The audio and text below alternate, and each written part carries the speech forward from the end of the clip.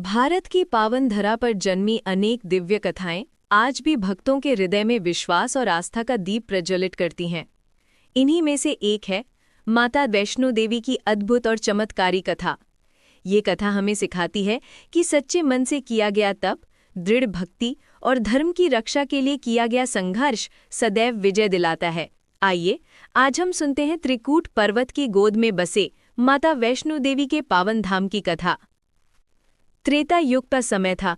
राक्षसों का अत्याचार बढ़ चुका था, प्रजा भयभीत थी, धर्म संकट में था। तभी भगवान विष्णु ने देवी शक्ति से निवेदन किया, माता, अब केवल आप ही धरती पर आकर अधर्म का नाश कर सकती हैं। देवी ने वचन दिया और एक दिव्य कन्या के रूप में जन्म लिया। उनका नाम पड़ा वैष्णवी। वैष्णवी छोटी उम्र से ही असाधारण तेजस्विता वाली थी। वे तपस्या, योग और भक्ति में लीन रहतीं। जब वे बड़ी हुई तो उन्होंने ब्रह्मचर्य का संकल्प लिया और मन, वचन और कर्म से धर्म के मार्ग पर चल पड़ी।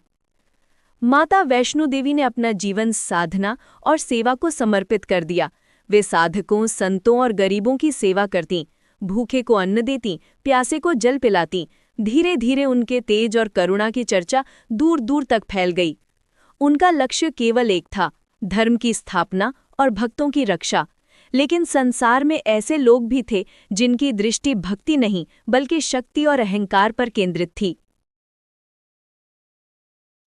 उसी समय भैरवनाथ नामक एक तांत्रिक, जो त्रिकूट पर्वत के आसपास रहता था, माता की दिव्य शक्ति से प्रभावित हुआ। लेकिन उसका उद्देश्य भक्तिभाव से नहीं बल्कि वासना और अहंकार से प्रेरित था।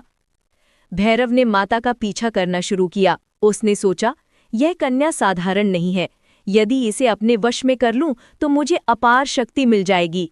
लेकिन माता, जो स्वयं आदि शक्ति थीं, भैरव के इरादों को समझ चुकी थीं। वे शांत रहीं और तपस्या में लीन रहीं, परंतु भैरव का पीछा बढ़ता ही गया। भैरव के लगातार पीछा करने से माता ने त्रिकूट पर्वत की ओर प्रस्थान किया। रास्ते में वे कई स्थानों पर रुकीं और हर स्थान आज भी तीर्थ बन गया। सबसे पहले वे पहुंची बाणगंगा। यहाँ माता ने अपने बाण से गंगा को प्रकट किया ताकि उनके साथ चल रहे भक्त प्यास बुझा सकें। इसके बाद वे पहुंची अर्धकुमारी गुफा, जहां उन्होंने 9 महीने तक तपस्या की।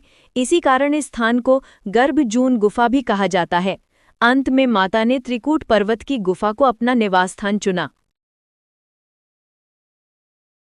लेकिन भैरवनाथ वहां भी पहुंच गया। उसने माता को पकड़ने का प्रयास किया। तब माता ने अपने त्रिशूल से वार किया। भैरव का सिर धड़ से अलग होकर कई किलोमीटर दूर जाकर गिरा। आज